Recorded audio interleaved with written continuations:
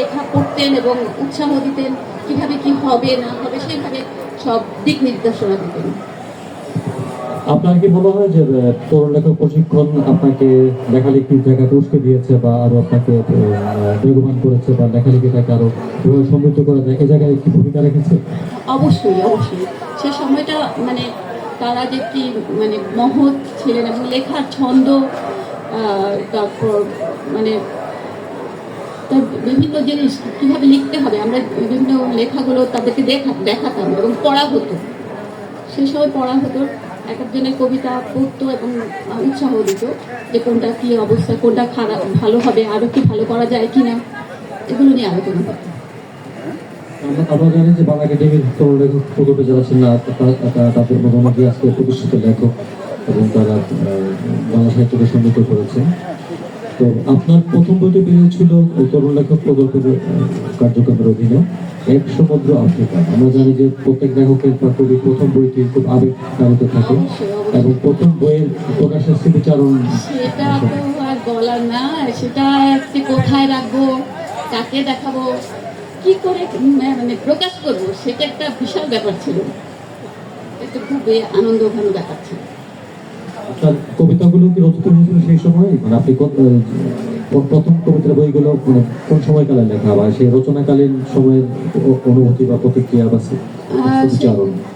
96 সালের দিকে ওই সালেই লেখা সবগুলো, ওই সময়কার লেখা, ওগুলো আগের লেখা না, ওই সময়কার লেখা। আমরাই ওগুলো কম্পোজ করেছি এবং আমাদেরই কম্পোজ করা। সেই সময় নতুন কম্পিউটার ইউজ করা শুরু হলো এবং আমরা নিজেদের বই আমরা নিজেরাই কম্পোজ করেছি।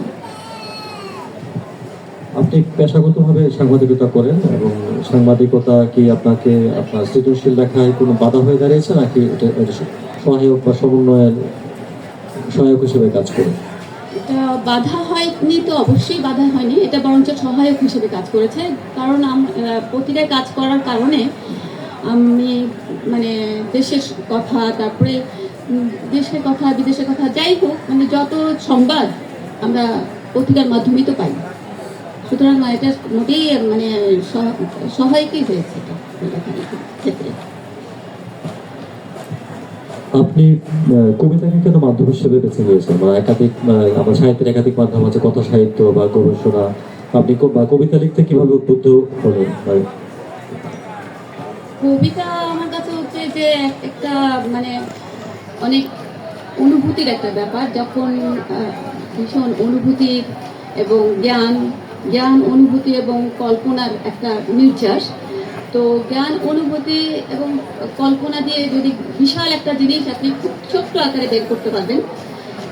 তাছাড়া যখন কবি একটা কবিতা লেখে তখন এই জিনিসটা থাকে শুধুমাত্র কবির, আর যখন এটা বের হয়ে যায়, যখন লেখা হয় তখন এটা জনগণের হয়ে যায়, জনসাধারণের হয়ে যায়। তখন যে কোনো মানুষ যখন পড়বে ওই কবিতাটা, তখন তার মনে হবে যে এটা তো আমিও এইভাবেই ভাবছি, এটা আমারও কথা।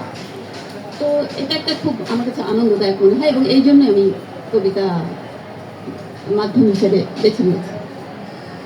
আমরা জানি যে পাঠক হিসেবে বলা হয় যে কবিতা হচ্ছে ফাইনেস্ট শিল্প, চূড়ান্ত শিল্প মাধ্যম। মানে আমরা যখন একটি গল্প বা ভাষণ বা চিত্রকলা চূড়ান্ত শিল্প মানে উত্তীর্ণ হয় তখন সেটাকে বলা হয় পোয়েটিক, আমরা এভাবে বলে থাকি। আপনার কি এই কারণে কি কবিতার প্রতি আগ্রহ যে কবিতা একটি খুব শিল্পিত বা একটি ফাইনেস্ট একটি মাধ্যম? অবশ্যই, এটা তো অবশ্যই ফাইনেস্ট মাধ্যম। এটা আমার কাছে ভীষণ, কবিতা অল্পের মাধ্যমে অনেক কিছু বলা যায় এবং অনেক কিছু অল্প কথায় কোনো মানে সবাইকে আলোড়িত করা যায়। এই জন্যই আমি এটা বেছে নিয়েছি। আপনি শিশুদের জন্য লিখেছেন, শিশুদের জন্য 12টি অনুবাদ গল্পের সিরিজ লিখেছেন। এই কাজটি করার মানে কি প্রেক্ষাপটটা কি, বা এটা কিভাবে কোনো প্রস্তুতি বা কিভাবে কি প্রক্রিয়ায় করবেন?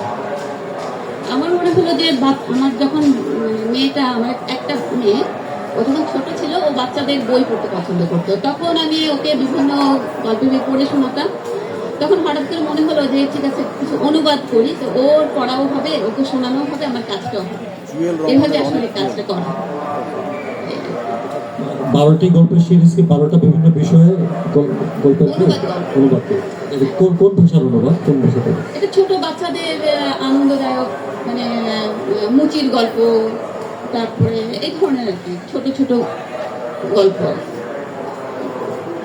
আপনি বিজ্ঞান বিষয়ে লিখেছেন স্টিভেন হকিংকে নিয়ে, আর মানে বিজ্ঞান বিষয়ে আগ্রহী সূত্রপাত কিভাবে বা বিজ্ঞান বিষয়ে গ্রন্থের লেখার পটভূমি এটা কি?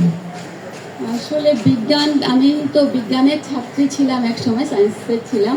সেই সময় এক সময় ইচ্ছা ছিল যে আমি বিজ্ঞান নিয়ে পড়াশোনা করব, কিন্তু শেষ পর্যন্ত আসলে আমার বিজ্ঞান নিয়ে পড়াশোনা হয়নি। আমি পরবর্তীতে সাহিত্য নিয়ে পড়াশোনা করেছি, আমি বাংলায় অনার্স মাস্টার্স করেছি। মানে হঠাৎই আর কি চেঞ্জ করা, কিন্তু আমার ভেতরে তো রয়েই গেছিল যে বিজ্ঞান বিষয়ক চিন্তা ভাবনা। তো সেই চিন্তা ভাবনা থেকে আর কি আমার বিজ্ঞান বিষয়ক লেখা। আচ্ছা, বাংলাদেশের বিষয়ে আপনার দীর্ঘদিনের যোগাযোগ রয়েছে, যেহেতু আপনি 96 সালে তরুণ লেখক প্রকল্প ছিলেন। এখন বইমেলার পরিধি পরিধি বিস্তৃত হয়েছে, বইমেলার বৈশিষ্ট্য পরিবর্তন হয়েছে। তো নতুন পরিসরে যে বইমেলা, 2025 সালে বইমেলা সম্পর্কে আপনার প্রতিক্রিয়া বা অনুভূতি, নতুন পরিসরে বইমেলার এই বিস্তৃতি এবং নতুন পরিপ্রেক্ষিতে? এখন মানুষ অনেক অনেক মানুষ দেখতে আসে। আগে আমাদের সময় কিন্তু শুধু দেখতেই আসতো না, আমরা কিন্তু বই উল্টে পাল্টে দেখতাম, কোনটা পড়তে হবে, আমার লেখার জন্য কোনটা সহায়ক হবে। প্রচুর পড়াশোনা করতাম, শুধু যে লিখতাম তা কিন্তু না, আমরা প্রচুর পড়াশোনা করতাম। এ কেমন লিখছে, এমনকি একদম নতুন লেখকের লেখাও এখনো পড়ি অবশ্য, একদম নতুন যে লিখছে তার লেখাও যেমন পড়ি, এবং পুরনো লেখকদের পড়া তো পড়ি। তারপরে যাদের কবিতা, মানে দেশের বাইরে যারা লেখালেখি করেন ওদের অনুবাদগুলো পড়ি। কিন্তু এখন বাচ্চাদের মধ্যে যেমন পড়াশোনার প্রবণতা আমার কাছে খুব কম মনে হয়। ওরা শুধু ছবি তুলতে, ফেসবুক এগুলোতেই আগ্রহী। তাই বলে বলবো না যে একদম পড়াশোনা করে না, তবে ওরা হচ্ছে মানে ইন্টারনেটে পড়াশোনা করে বলে আমার মনে হয়। ওরা নর্মালি বই, ছবি তুলছে, আমি বললাম একটুক্ষণ আগে, ওরা সবাই ছবি তুলছে, কেউ বই কিনছে বলে আমার মনে হয়। এই আর কি। মেলাতে তরুণদের প্রচুর বই বের হয় এবং কবিতার বই তো সবচেয়ে বেশি, এরপরে কথা সাহিত্য বা অন্যান্য। এবং এখন একটি বই প্রকাশ করাও সহজ, অপেক্ষাকৃত প্রযুক্তির অনেক উন্নয়ন হয়েছে। তো আপনি যেহেতু একজন সিনিয়র লেখক হিসেবে একজন তরুণ যখন বই বের করবে, তার কোন গুণগত মান বা কোন দিকে খেয়াল রাখা দরকার, বা তাদের আপনি কি পরামর্শ দেবেন? বই প্রকাশের আগে কি ধরনের প্রস্তুতি নেওয়া দরকার এটা আপনি মনে করেন? আমার মনে হয় তাদের, মানে পুরনো লেখকদের লেখা যেমন পড়বে, বিদেশি লেখকদের লেখাও তেমন অনুবাদ পড়বে, এবং নতুনদের লেখা তো পড়বেই। নতুনরা কিন্তু অনেক সৃজনশীল, ওদের লেখা অবশ্যই পড়বে, কারণ ওরা অনেক, মানে নতুন শব্দ উদ্ভাবনের ক্ষমতা কিন্তু অনেক ওদের প্রচুর। অবশ্যই ওদের এগুলো পড়তে হবে। পড়া ছাড়া কোনো গত্যান্তর নয়। শুধু কবিতা পড়া না, ওদেরকে নিউজও পড়তে হবে, দেশ বিদেশ সম্পর্কে জানতে হবে। শুধু দেশ বিদেশ নয়, জ্ঞানের প্রত্যেকটা সেক্টরে তাদেরকে জানতে হবে। শুধু তো কবিতা না, কবিতা হচ্ছে জ্ঞানের প্রত্যেকটা সেক্টর। সে কতটুকু জানতে পারলো, কতটুকু জানে, জ্ঞান তার কতটুকু, সেটাই ফুটে উঠবে কবিতা। কবিতা শুধু ভালোবাসা না, ভালোবাসাটা অবশ্যই থাকে, কিন্তু তার যে কতটুকু জ্ঞান সেটা অবশ্যই তার কবিতায় ফুটে উঠবে, সে কি জানে। আমরা প্রায় দেখি যে হয়তো অনেক বই হয়তো গুণগত মানে উন্নত মানের নয়, এবং এরকম প্রচুর বই বেরোচ্ছে। তো এই ক্ষেত্রে এই গুণগত মান নিশ্চিত করার জন্য প্রকাশক বা যারা বই বের করে তাদের কোনো দায়বোধ আছে কিনা, বা একজন লেখকের যেমন দায়বোধ আছে, একজন প্রকাশকেরও দায়বোধের ব্যাপার থাকে, এই যে মানসম্পন্ন বই বের করা, এ বিষয়ে আপনার মন্তব্য? হ্যাঁ, এখন তো অনেককে শুনি যে টাকা দিলেই বই বের হয়, যে জিনিসটা আমরা আগে জানতামই না। টাকা দিলে যে বই বের হয়, টাকাই যে বইয়ের উৎস, এটা আমরা জানতাম না। আমরা জানতাম যে কবিতার মানে যে কোনো কবিতার বই না, যে কোনো বই বের বের করতে হলে প্রকাশককে দিতে হবে, ওটা কি মানসম্মত হলো কিনা সে দেখবে, কেউ ওখানে থাকবে যে এটা দেখার জন্য যেটা আসলে কি বই কিনা। আমি গাছ লতা পাতা লিখে গেলাম, ভালোবাসার কয়েকটা শব্দ লিখে গেলাম, সেটা তো কবিতা হয় না। গাছলতা পাতা হতে পারে, বাট আপনার ওখানে তো তার জ্ঞান থাকতে হবে, সৌন্দর্য থাকতে হবে, মাধুর্য থাকতে হবে, কিন্তু আমরা তো সেটা দেখি না। ম্যাক্সিমাম দেখা যায় অযথা কথা খুঁজবে, কিন্তু সেটা দেখার জন্য অবশ্যই লোক থাকা দরকার, তাহলে আমি মনে করি ভালো। তরুণ কবি বা তরুণ লেখকদের বা পাঠকদের সম্পর্কে আপনার কিছু বলার আছে বা প্রতিক্রিয়া? তরুণ লেখকদের প্রতি আমার বক্তব্য হচ্ছে যে পড়ো, অনেক পড়ো, সব বিষয়ে পড়ো, এবং তরুণ এবং সমসাময়িক এবং পুরনো লেখকদের লেখা পড়ো, এটাই বক্তব্য। পড়া ছাড়া কোনো কথা নেই। আপনার কবি জীবনের বা লেখক জীবনের কোনো স্মরণীয় স্মৃতি আমাদের সঙ্গে শেয়ার করবেন, যেটা আপনাকে? আমি বরং একটা কবিতা শুনি। নিশ্চয়ই নিশ্চয়ই হ্যাঁ। নিশ্চয়ই।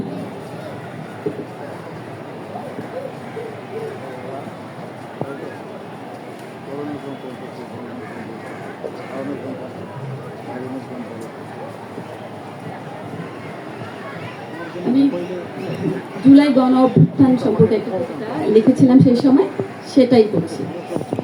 কবিতা শিরোনাম জেগেছে বাংলাদেশ। হে তারুণ্য, তোমাদের বুকের ক্ষরণে ফুটেছে রক্ত জবা, পলাশ, কৃষ্ণচূড়া। আবু সাইদ, ফয়সাল, মুগ্ধ, শাহরিয়ার, সহস্র শহীদ। তোমরা কি শুনতে পাচ্ছ? রক্ত স্নাত রাজপথে বিজয়ের আনন্দের জয়ধ্বনি। গতকাল যে ছেলেটা চোখ দুটো হারালো, তাকে কি করে দেখায় বিজয় আনন্দে সারা দেশ উল্লাসে ফেটে পড়ছে।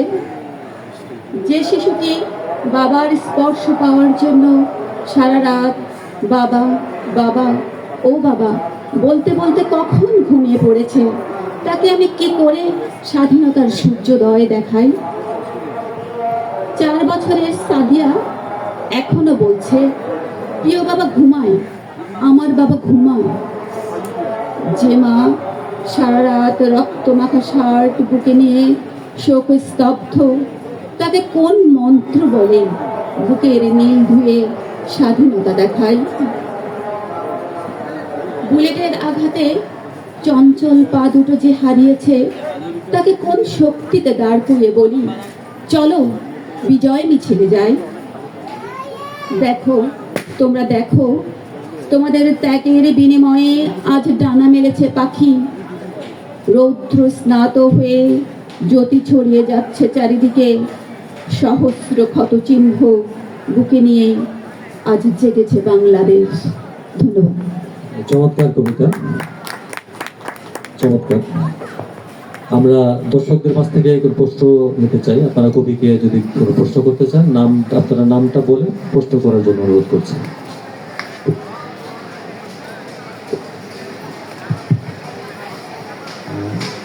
আচ্ছা, এটা আমি যেটা হচ্ছে কবিকে যেটা বলতে যাচ্ছিলাম যে যে হচ্ছে আপা, এটা আপনার যেসব কবিতাগুলো হচ্ছে আমরা যেটা দেখেছি, এটা আচ্ছা, এটা আপনি হচ্ছে আপনার ধরেন প্রথম দিকের কবিতা কি মানে হচ্ছে আপনার ধরেন বিশিষ্ট কোনো কবিদের দ্বারা কি হচ্ছে আপনি কি এটা প্রভাবিত ছিলেন কিনা আপনার? আসলে সেইভাবে প্রভাবিত বিশিষ্ট কোনো কবি না, আমি বিভিন্ন কবিতাই পড়েছি, অনেকের কবিতা পড়েছি। আমি আগেই বলেছি যে আমি সবসময় পড়ার মধ্যে থেকেছি, শুধু বিশিষ্ট কবি না, আমি একদম ছোট যারা লিখতো, নতুন যারা লিখতো তাদের লেখাও পড়তাম। এখন এমনকি এখনো পড়ি, তাদের লেখাও পড়ি। আমার অনেক ভালো লাগে বাচ্চাদের, তাদের নতুন নতুন শব্দ তৈরি করা, ভাঙা গড়া, অনেক ভালো লাগে বাচ্চাদের অনেক লেখা। আমি তো দেখি, এবং ওদের এটা যদি অব্যাহত থাকে, আমি মনে করি ওদের দ্বারা অনেক কিছু সম্ভব। আচ্ছা, এটা আরেকটা যেটা আপনার তাহলে এটা হচ্ছে প্রিয় কবি কারা, যারা হচ্ছে আপনাকে মানে মানে হচ্ছে মুগ্ধ করে, যাদের লেখনী, যাদের হচ্ছে চিন্তাধারা? ওইভাবে কিছু আমি বলতে চাচ্ছি না, মানে আমি সবাইকে পড়ি, সবাইকে পড়ার চেষ্টা করে, সেটাই মনে হচ্ছে। আরেকটা যেটা শিশু সাহিত্য নিয়ে, তো হচ্ছে আপনার হচ্ছে আগের মানে হচ্ছে একটা কাজ হচ্ছে আমার চোখে পড়ে না, তো হচ্ছে ইদানিং তাহলে হচ্ছে আপনি তাহলে শিশু সাহিত্য কি আপনি কি কন্টিনিউ করতে যাচ্ছেন? এখন তো অনেকদিন ধরে আমার বই বের হচ্ছে না, জি জি তো কবিতাই লিখছি, অনেকগুলো কবিতাই আছে এখন। মানে জি, এটা এটা আপনার তো আমি যদি কবিতা বের বই। করতে চাই তো আমার মনে হয় আরো 2টা বই বের হওয়া সম্ভব, কিন্তু যখন লিখি তখন মনে হয় সেটাই শ্রেষ্ঠ, কিন্তু যখন বই বের করতে যাই তখন মনে হয় না, আমি তো সবগুলো হচ্ছে না। আরো হচ্ছে ভালো করা যেতে আরো পারতো। ভালো করা যেতে পারে, এই সমস্যা আমাদের। আচ্ছা, এটা তাহলে হচ্ছে কি, মানে এটা যদি শিশু সাহিত্য যদি আপনি যদি করেন, শুধু কি হচ্ছে অনুবাদের মধ্যে কি সীমাবদ্ধ, নাকি হচ্ছে আরো কিছু, আরো অন্য কোনো কাজ করতে চান আপনি? আর সেটাও ভেবে দেখি, আমি কবিতাই কাজ হ্যাঁ, করছি, জি আসলে আপনি হচ্ছে মূলত কবিতাই কাজ করেন। কবিতাই কাজ জি করছি। জি না, ঠিক আছে, ধন্যবাদ। আচ্ছা, আর কেউ, আর যদি দর্শক সারি থেকে কারো প্রশ্ন?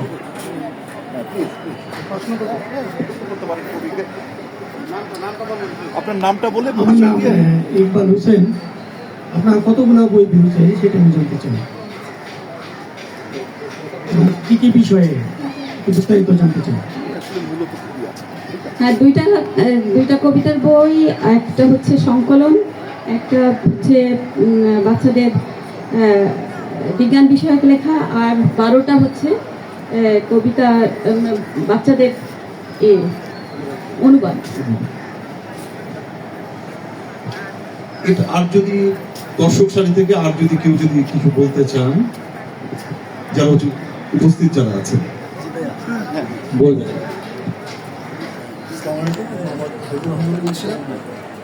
আপনাদের কাছে আমার প্রশ্নটা হচ্ছে যে, as a তরুণ লেখক হিসেবে আরেকটু কাছে কোন বিষয়টা মাথায় রাখা উচিত, মানে কিভাবে লিখলে লেখার মানটা আরো বেশি উন্নত হবে, মুখটা হচ্ছে মাইক্রোফোনের কাছে। বা লেখাটা গ্রহণযোগ্য হবে, তরুণ লেখক হিসেবে আমি এই পরামর্শটা চাচ্ছি আপনার। আচ্ছা, এটা আর একবার প্রশ্নটা করেন একটু, হচ্ছে আপনি ওই যে মাইক্রোফোনটা কাছে নিয়ে। আসসালামু আলাইকুম, আমি মোহাম্মদ হাবিবুর রহমান হাবিব বলছি। আমার নাবুর কাছে আমি যেটা প্রশ্ন করতে চাচ্ছি, অ্যাজ এ তরুণ লেখক হিসেবে কোন বিষয়গুলো মাথায় রাখা উচিত এবং কিভাবে লিখলে মানুষের কাছে বা সাধারণ মানুষের কাছে গ্রহণযোগ্যতা পাবে, বা সেটা কবিতার মর্মার্থ ফুটে তুলতে পারে বা কবিতার গ্রহণযোগ্যতা পায়, এই বিষয়ে একটু পরামর্শ চাচ্ছি। আসলে পড়ার অত্যন্ত নাই, পড়া এবং পড়া, হ্যাঁ, কিন্তু শব্দ ছন্দ এগুলো তো জানতেই হবে, এবং শব্দ ছন্দ এগুলো তো জানা, শুধু জানলেই হবে না, এটা আপনাকে কতটুকু আলোড়িত করে তেমন শব্দ ইউজ করতে হবে। এই তো, আর এমনি পড়া ছাড়া আর কোনো বক্তব্য নেই।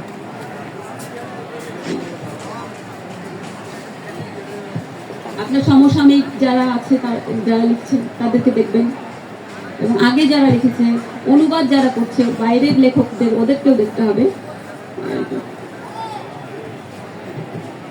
আপনি কি একটা কবিতা পড়তেছেন? ঠিক আছে, শোনান।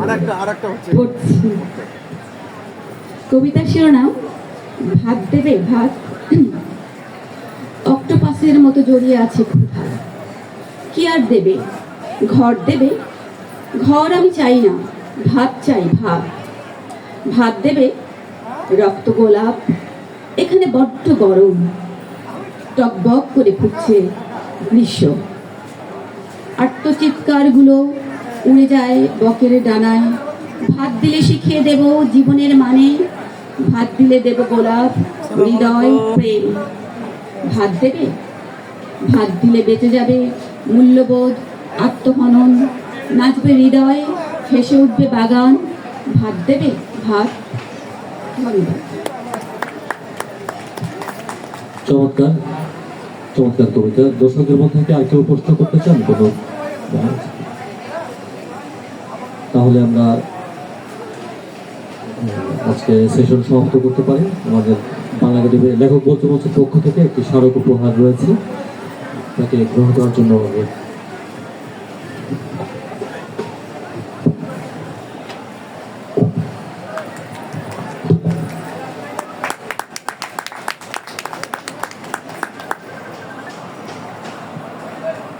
অনেক ধন্যবাদ কবি ফাতিমা তামান্না। আমাদের আজকের সেশন এখানে সমাপ্ত।